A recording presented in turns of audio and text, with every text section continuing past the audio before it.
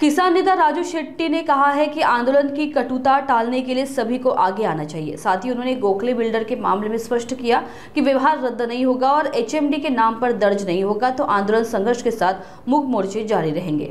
HMD Jain boarding मध्ये दिवसभरामध्ये जी बैठक झाली त्या बैठकीला देशातले 1986 वेगवेगळ्या संघटना आणि संस्थांचे प्रतिनिधी हजर होते आणि एक मतानं आमचं असं ठरलेलं होतं की ज्यांनी हा व्यवहार केलेला आहे त्याच्या संबंधित असणाऱ्यांशी संपर्क साधून त्यांना विनंती करावी की आमच्या भावना दुखावलेल्या आहेत। एचएनडी बोर्डिंगची ही जी काय 3.5 एकराची मालमत्ता आहे त्यातली 1 इंच सुद्धा जमीन द्यायच्या मनस्थितीमध्ये आम्ही नाही आहोत। ही सगळीच्या सगळी मालमत्ता जशीच्या तशी एचएनडी बोर्डिंगच्या मालकीची राहिली पाहिजे।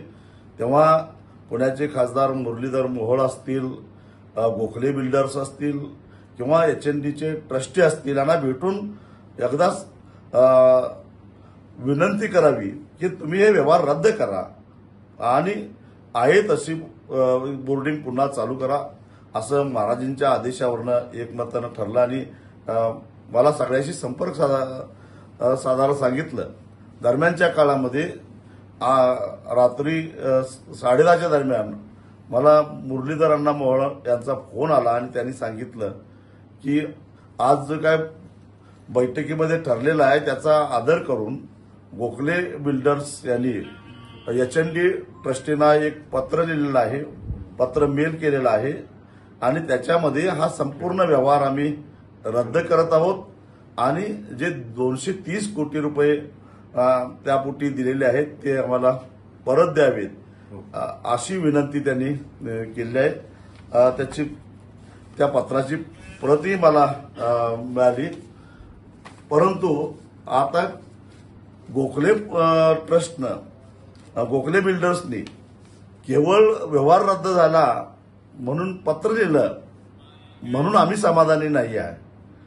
हा व्यवहार रद्द करण्यासाठी ट्रस्टीनी पुढे आलं पाहिजे आणि हा व्यवहार पूर्णपणे रद्द झाल्याशिवाय, कारण आता आज ह्या क्षणाला या मालमत्तेवर गोखले डेव्हलपर्सचं नाव आहे, ते नाव तेव्हाच कमी होईल जेव्हा हा व्यवहार रद्द होईल आणि हा व्यवहार रद्द होण्यासाठी दोन्ही पार्ट्या पुढे येणं गरजेचं आहे आणि जोपर्यंत व्यवहार रद्द होऊन पुन्हा पूर्ववत या 3.5 एकर जागेवर एचएनडी बोर्डिंगचं नाव लागत नाही, ट्रस्टचं नाव लागत नाही तोपर्यंत आमचा लढा संपणार नाही।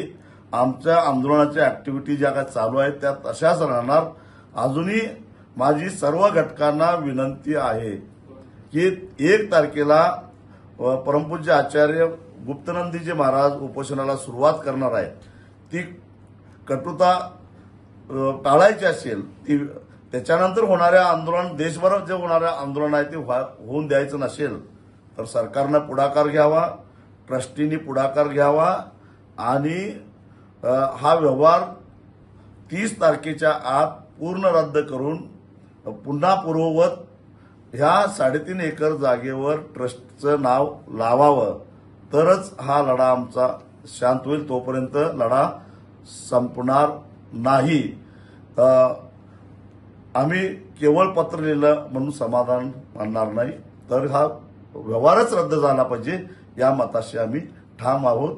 काही माध्यमातून बातम्या यायला लागल्या व्यवहार रद्द झाला म्हणून देशभर आता ज्या काही ऍक्टिव्हिटी चालू आहेत, उद्या संपूर्ण देशामध्ये मूक मोर्चे निघणार आहेत, ते निघणारच, कारण व्यवहार रद्द होत नाही तोपर्यंत आंदोलन संपणार नाही। गोखले बिल्डर्सकडून एक पाऊल पुढे टाकलं गेलेलं आहे। गोखले बिल्डर्स म्हणाले की आम्हाला 230 कोटी रुपये माघारी द्या, त्यानंतर आम्ही हा व्यवहार जो आहे तो रद्द करू। यासाठी आता ट्रस्टींनी ज्यांनी हे 230 कोटी रुपये जे आहे ते ट्रस्टच्या नावावरती घेतले आहेत त्यांनी हे पैसे रिटर्न देण्यासाठी नेमकी काय भूमिका घेतली पाहिजे? गोखले बिल्डर्सनी जे पाऊल टाकलेलं आहे त्याचं आम्ही स्वागतच करतो आणि ट्रस्टींना आज सुद्धा आम्ही देशभरातल्या सगळ्या संस्थांनी मिळून विनंती केली आहे की बाबांनो असं काय करू नका, ट्रस्टच्या विकासासाठी आम्ही सारे पुढे यायला तयार आहोत, निधी उभा करायला तयार आहोत, तेव्हा हा व्यवहार रद्द करा अशी विनंती केली आहे आणि आता तुमच्या माध्यमातून सुद्धा आम्ही त्यांना विनंती करतो ताबडतोब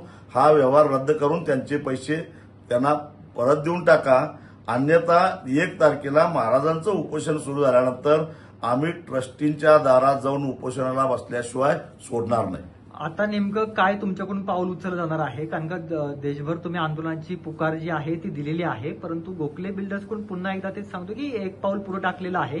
ना, आम्ही स्वागतच केलेलं आहे, त्यांनी 1 पाऊल पुढे टाकलेलं आहे. पण याचा अर्थ नुसतं त्यांनी पत्र लिहिलं आणि ट्रस्टीनी बघ्याची भूमिका घेतली तर याचा काही उपयोग होणार नाही.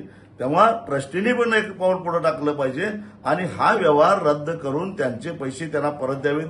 अर्थात त्यांच्यातला व्यवहार काय आहे तो आम्हाला काही त्याचं देणं घेणं नाही, पण आम्हाला इंटरेस्ट आहे तो या प्रॉपर्टीवरचं गोखले बिल्डर्सचं नाव कमी होऊन त्या ठिकाणी HND ट्रस्टचं नाव लागलं पाहिजे आणि ते नाव जोपर्यंत लागत नाही तोपर्यंत आमचा लढा संपणार नाही.